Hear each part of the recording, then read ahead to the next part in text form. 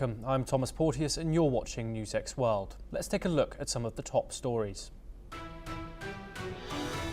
A man and woman from Israel's embassy are shot dead outside a Gaza-focused event in downtown Washington, D.C. Police say the suspect shouted "Free Palestine" and is being probed for possible terror links.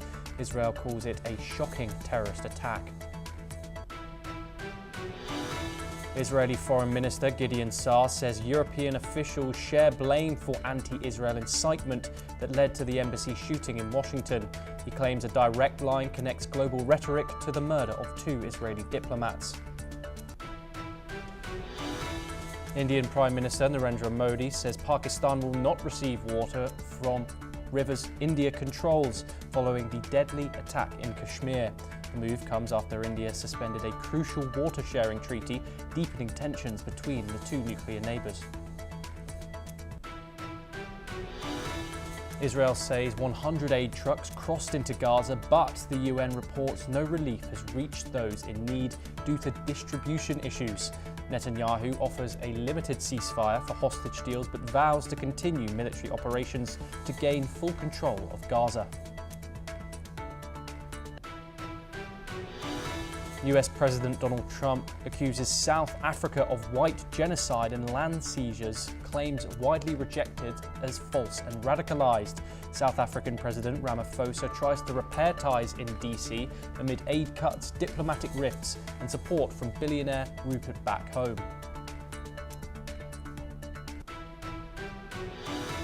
Moscow says it intercepted 105 Ukrainian drones, including dozens targeting the capital, as frontline fighting intensifies. This comes amid global talks on how to end Europe's deadliest conflict since the Second World War.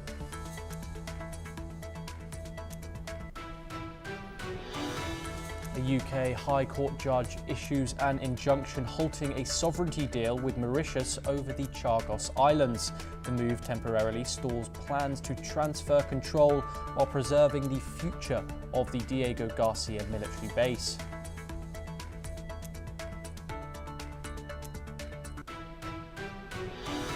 Torrential rains triggered deadly floods in New South Wales, Australia, leaving 2 dead and nearly 50,000 stranded. Premier Chris Minns warns that the worst may still come, calling it a terrible disaster for the region.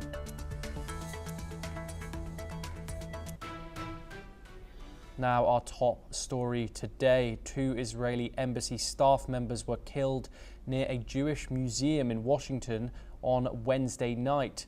As per the officials, suspect Elias Rodriguez is currently in custody. Eyewitness footage has also been released that shows the moment the suspect was restrained by security officers after the fatal attack.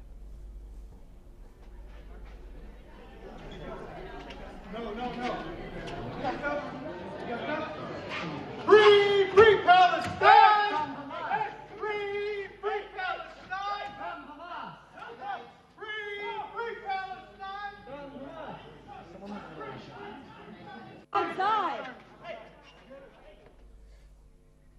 The Israeli Foreign Ministry has confirmed the victims are Yasin Levinsky and Sarah Lynn Milgrim.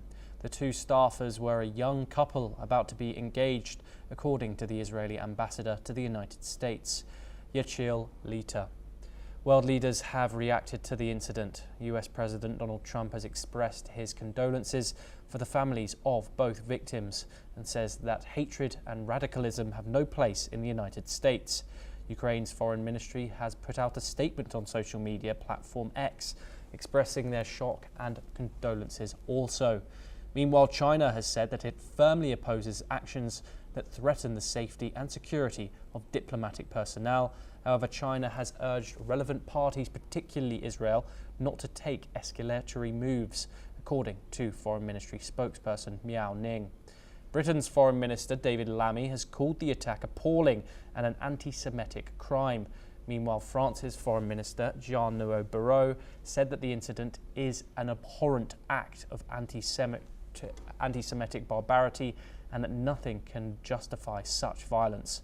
European Union Foreign Policy Chief Kaja Kallas also expressed shock and stated that there is no place for hatred, extremism or anti-Semitism.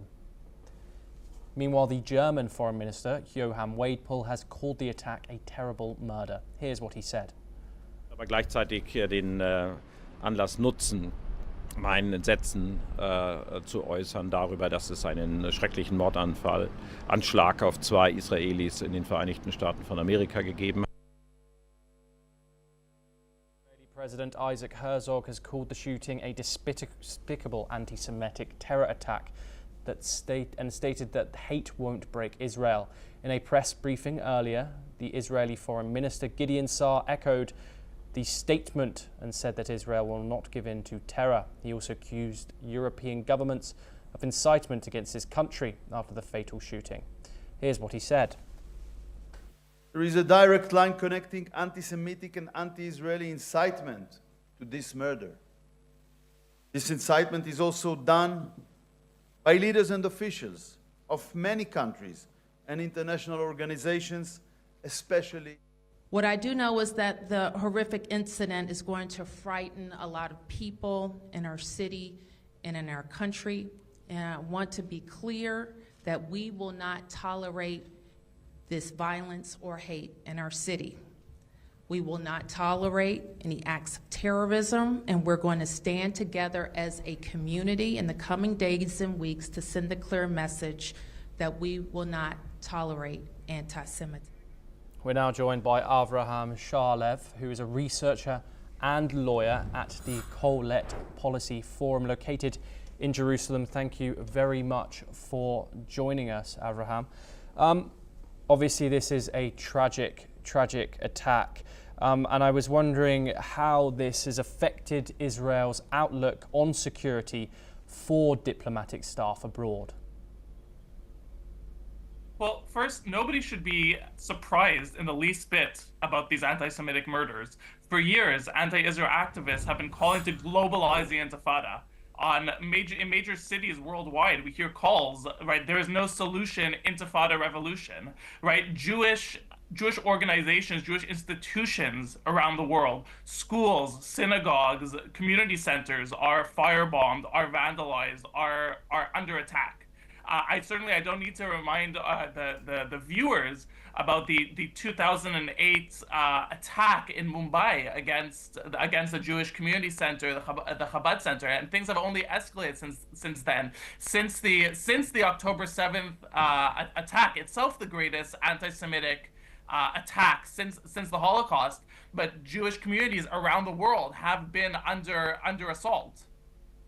Yes, and I also want to go into the statement by Israeli Foreign Minister Gideon Sa'ar, who accused European governments of incitement against his country after the fatal shooting that happened just a few hours ago. I just want to get your thoughts on that statement. Well, when libels are spread about Israel, accusing Israel of the worst evils that there are, of genocide, of war crimes, of all these evils, then this certainly radicalizes people to say, well, the Israelis are genocidaires, they're Nazis. I need to take the law into my hands and go and stand up, right? The pro-Palestine movement is a gateway drug for anti-Semitism and for anti-Semitic murders, and it's ironic that the French and the British governments have condemned these attacks, while at the same time fighting to essentially prevent Israel from removing the anti-Semitic and genocidal Hamas terrorist regime from its rule in Gaza. So it seems like there's a certain contradiction here. Avraham, critics would say that Israeli policies within the territory have caused more threat for Jewish people and Israelis out abroad, particularly in America, where the pro-Palestine movement is rife. What are your thoughts on that? Well, obviously, I would understand why anti-Semites would not like Jews defending themselves. Certainly the idea of Jews having a sovereign state. is anathema to them, that is deeply offensive to them. So yes, maybe if Israel would lay down its arms, would not defend itself, would not fight against an anti-Semitic terror regime in Gaza, then maybe this would please some of the anti-Israel movement. Although I doubt that this would go to the root of their hatred for Israel, for Jews. And finally, Abraham, Benjamin Netanyahu has announced heightened security for embassies and diplomats, Israeli embassies and diplomats all around the world. Do you think that this call is too late? Do you think that, especially in a place like America, these two young diplomats working for the Israeli embassy in Washington should have had heightened protection all along? Do you think someone should take the blame for this? Unfortunately, the need for heightened security at Israeli and Jewish institutions is nothing new. Anybody who goes to a synagogue or community center in Europe, in Canada, also now in the United States, needs to provide security, needs to provide IDs. Jewish communities are often like fortresses that require major police protection in order to go in.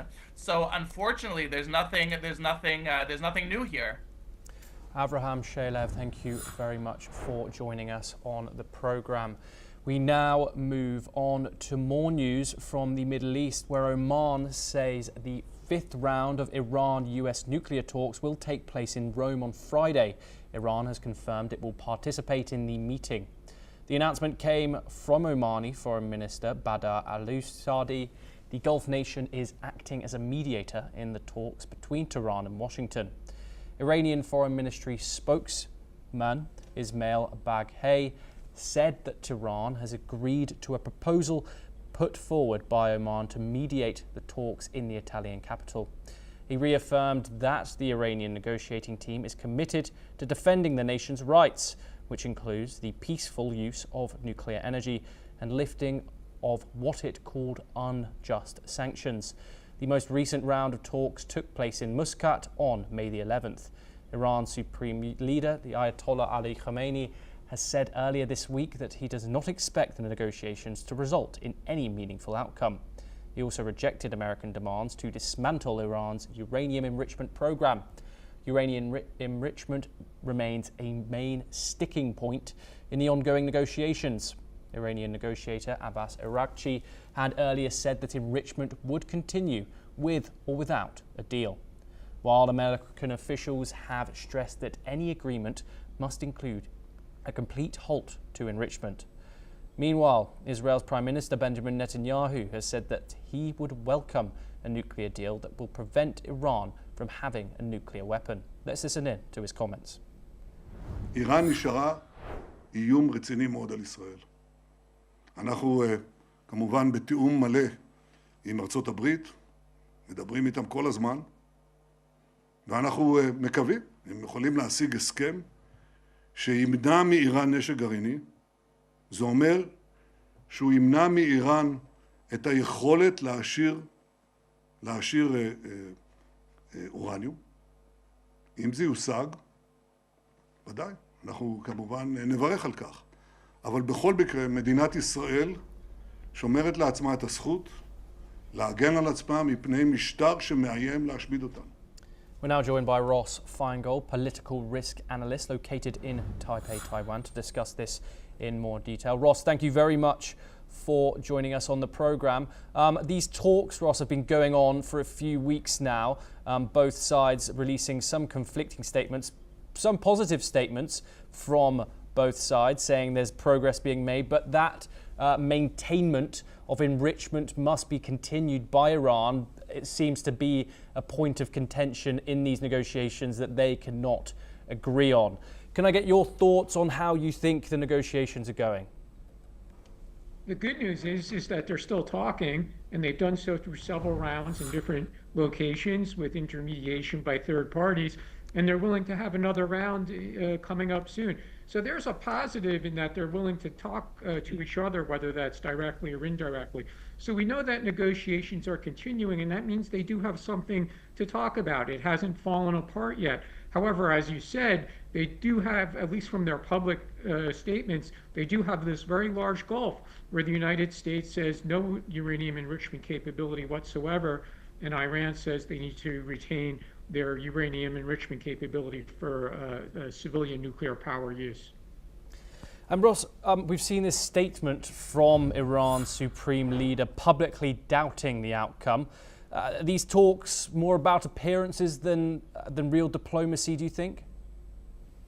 I think we should give the United States at least the benefit of the doubt. I won't speak about Iran per se, but I think the Trump administration has a genuine desire to reach a deal. They've made their willingness to do that clear by engaging in these negotiations. President Trump has said publicly that he wants to reach a deal, and he thinks that there is a deal to be reached, and that commerce between Iran and other countries, potentially including the United States, if sanctions are removed, could resume. And he said frankly, some nice things about Iran, which might be somewhat unexpected coming from President Trump. We know he loves to negotiate, and he sees himself as a deal maker, but I think we should take President Trump at his word. He does believe that there could be a negotiated solution, and he's willing to put his own political capital into these talks and see where they go. Ross, let's look at both outcomes of this. Let's say that the United States do make a deal with Iran and prevent them from enriching uranium further. And then we have to look at the other one and see they don't make a deal and they continue enriching. They do maintain that their enrichment program is a friendly one. But what does this do to the stability of the region if Iran does, in fact, develop nuclear weapons, continue their enrichment program, however you'd like to put it? The United States has made it abundantly clear that their position is that Iran can't have a nuclear weapon. And more so than the United States, Israel has made its position abundantly clear as well. And if Iran goes down the road to enriching uranium for use in a nuclear weapon, it's pretty safe to assume that Israel is going to do a first strike on the related facilities. Now we know they're buried in mountains and they're hard to attack from the air. But Israel will take action. They've made that so very clear, and I think we should also take them at their word. And we see in Israel that there's protesters against the Netanyahu government's prosecution of the war in Gaza. They want the hostages back. People think, or some people don't like Netanyahu over corruption allegations.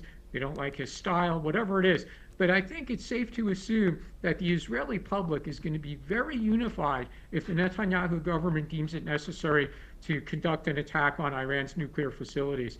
So the best position for Iran really would be to reach a deal. Ross Feingold, thank you very much for joining us on the programme. We now move on. An all-parliamentary delegation from India met H.E. Iwaya, Foreign Minister of Japan, today. India's national consensus and resolute commitment to combat terrorism in all forms was reaffirmed. The Japanese Foreign Minister reiterated Japan's support to India's fight against terrorism and expressed appreciation for the restraint shown by the Indian side. He called for punishing the perpetrators of terror activities. BJP MP Amarpajita Sangarani hailed the outreach as a strong message to the world, while the CPIM's John Brittus highlighted the bipartisan nature of the delegation as a symbol of India's national unity against terrorism. In addition to this, another all-party delegation led by BJP's Shrikant Shande recently met United Arab Emirates officials in Abu Dhabi to discuss the matter of terrorism. The fruitful meeting with UAE Minister Sheikh Nuban bin Murak Al Nahyan reaffirmed India's stance to combat terrorism in all its forms and manifestations. With all the party delegations headed out, India remains resolute in its stance that it no longer tolerates terrorism from its neighbour Pakistan. In a related development, Indian Prime Minister Narendra Modi today confirmed that Pakistan will no longer receive water from rivers over which India holds rights. This follows India's suspension of the 1960 Indus Water Treaty after a deadly attack in Pahalgam on April the 22nd, which killed 26 civilians. The treaty, brokered by the World Bank, has been a cornerstone of water sharing between the two countries. But India's decision to suspend it is part of a broader punitive measure against Pakistan following the attack. This move marks a significant escalation in tensions between the two nations. In another development, External Affairs Minister S. Jaishankar accused Pakistan's leadership, particularly Army Chief General Asim Munir, of being driven by an extreme religious outlook following the deadly terror attack in Kashmir. Speaking to Dutch broadcasters NOS, Jaishankar described the attack, which killed 26 civilians, mostly tourists, as a Pakistan-backed operation targeting victims based on their Hindu faith. Jaishankar confirmed that Indian forces successfully thwarted subsequent Pakistani missile and drone attacks, retaliating by targeting military and air bases in Pakistan. On May the 10th, Pakistan's DGMO called for a ceasefire, leading to a truce between the two nations. The minister clarified the ceasefire was a direct negotiation between India and Pakistan, with no involvement from the United States or back-channel discussions. Jaishankar emphasized that while military action has paused, India's commitment to responding to terrorism remains firm. Let's listen in to what the Indian Foreign Minister said in the Netherlands. The cessation of firing and military action was something which was negotiated directly between India and Pakistan. We made one thing very clear to everybody who spoke to us, not just United States, but to everybody, saying, look, if the Pakistanis want to stop firing, they need to tell us. We need to hear it from them. Their general has to call up our general and say this. And that is what happened.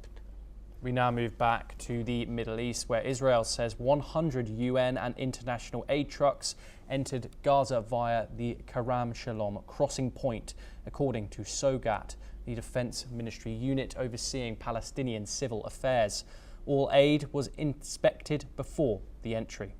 However, the United Nations reported that aid supplies remain undistributed due to procedural barriers imposed by Israeli authorities. This comes as Netanyahu said it was necessary to avoid a humanitarian crisis in order to preserve Israel's freedom of operational action in Gaza. He also stated that all of the Gaza Strip will be under the Israeli army's control by the end of its ongoing intensified offensive in the Palestinian territory. Moreover, the Israeli Prime Minister said that he was ready for a temporary ceasefire to secure the return of hostages held in Gaza, adding 20 of them were certainly alive and up to 38 were deceased. In another related development, more than a dozen countries have condemned Israel after its forces fired near a convoy of foreign diplomats visiting Jenin refugee camp in the occupied West Bank. In the latest, China has urged all parties, especially Israelis, not to take any escalatory moves. 中方高度关注相关事件，坚决反对任何威胁外交人员安全的行为，要求开展全面调查，避免类似事件再次发生。一段时间以来，约旦河西岸的形势持续紧张，中方敦促有关方，特别是以色列，不要采取任何进一步激化矛盾的举动。 The diplomats, who included officials from the EU, UK, China, Russia and several other nations, were part of a coordinated visit to assess the humanitarian situation. Israel said troops fired warning shots after the group deviated from a pre-agreed route, though diplomats dispute this, saying no clear warning was issued. Meanwhile, no one was hurt. Global reaction has been very swift, with European powers including France, Germany and the UK have summoned Israeli ambassadors and demanded explanations. Canada called the incident totally unacceptable, and countries like Ireland, Turkey and Egypt accuse Israel of violating diplomatic norms and international law. Many cited the Vienna Convention, which guarantees the safety of diplomatic personnel. Norway, Portugal and Mexico emphasised that firing near clearly marked diplomatic convoys is a grave breach of said treaty. Palestinian Authority called the act a heinous crime and said the diplomats were there to witness the aftermath of Israeli military operations in Jenin. Leaders around the world are now calling for a thorough investigation and accountability, warning that any harm to diplomats undermines international order. We're staying in the region once again, where the Israeli military says it intercepted a missile launched from Yemen early on Thursday in what appears to be the latest attack linked to Yemen's Houthis. The missile triggered sirens across several areas in central Israel.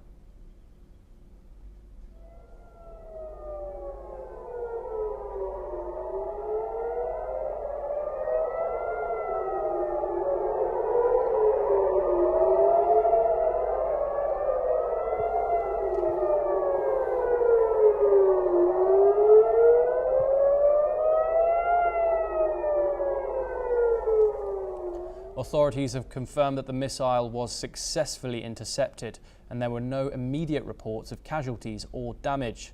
The Houthis have claimed responsibility for this attack. Let's listen in to what the Houthi military spokesperson had to say. نفذت القوة الصاروخية في القوات المسلحة اليمنية عملية عسكرية نوعية استهدفت مطار اللد المسمى إسرائيليا مطار بن غوريون في منطقة يافا المحتلة، وذلك بصاروخ باليستي نوع ذو الفقار، وقد حققت العملية هدفها بنجاح بفضل الله، وتسببت في هروع ملايين الصهاينة المحتلين الغاصبين إلى الملاجئ وتوقف حركة المطار لقرابة الساعة. The group has repeatedly targeted Israel with missiles and drones since the start of the Israel-Hamas war in October of 2023. The Houthis say their attacks are in solidarity with the Palestinians in Gaza. We now move on. A British High Court judge has temporarily blocked the UK government from finalising a deal to return the Chagos Islands to Mauritius, just hours before Prime Minister Keir Starmer was expected to sign it. The injunction, issued at 2:25 a.m. Standard British Time by Mr Justice Goose, came just after Chagosian women Bernadette Dugaras and Beatrice Pompey challenged the deal, arguing it was made without consulting the Chagosian people. The court ruled the government must not conclude any binding agreement on transferring the territory until further review. A full hearing is now scheduled for 10:30 p.m. local time today. The UK had planned to hand the islands back to Mauritius while retaining US and UK military use of the Diego Garcia base for 99 years. The financial cost of the deal is undisclosed but expected to be in the billions of pounds. The Foreign Office has declined to comment on the ongoing case. Mauritius also withheld comment ahead of the hearing. The UK separated the Chagos Archipelago from Mauritius in 1965 before Mauritius gained independence. Mauritius argues that this was illegal, while both UN's top court and General Assembly have supported its claim. Critics from the Conservative Party and Reform UK have condemned the deal, calling it a security risk and a costly mistake. Priti Patel called the court block a humiliation for Labour, and Chagosian voices like Malene Augustin, based in the UK, said, "This is my heritage and we need self-determination." Here's what the British Prime Minister, Keir Starmer, said in Parliament. Operation of a vital military base was under threat because of legal challenges. The negotiations were started under the last government. The then Foreign Secretary came to this House to say why he was starting negotiations and what he wanted to achieve. And he said the aim was to, quote, ensure the continued effective operation of the base. That is precisely what this deal has delivered. Let's now turn over to the United States once again, where music mogul Sean Diddy Coombs' federal trial continued with powerful testimony. The jury heard from 3 key witnesses.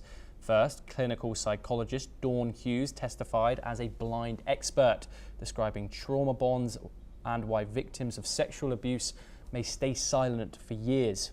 Defense attorneys challenged her credibility, calling her a biased witness. Next, former assistant George Kaplan took the stand under immunity. He described working 80 to 100 hours a week for Combs and claimed he picked up drugs for him twice. Kaplan said he often prepped hotel rooms with baby oil and liquor. He often testified that Combs frequently threatened his job.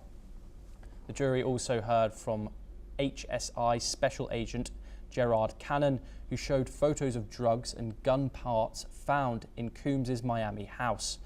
Rapper Kid Cudi is expected to testify next, with 5 more witnesses set for today. Well, that's all we have time for. We will continue to bring you more news updates from around the world. Thank you.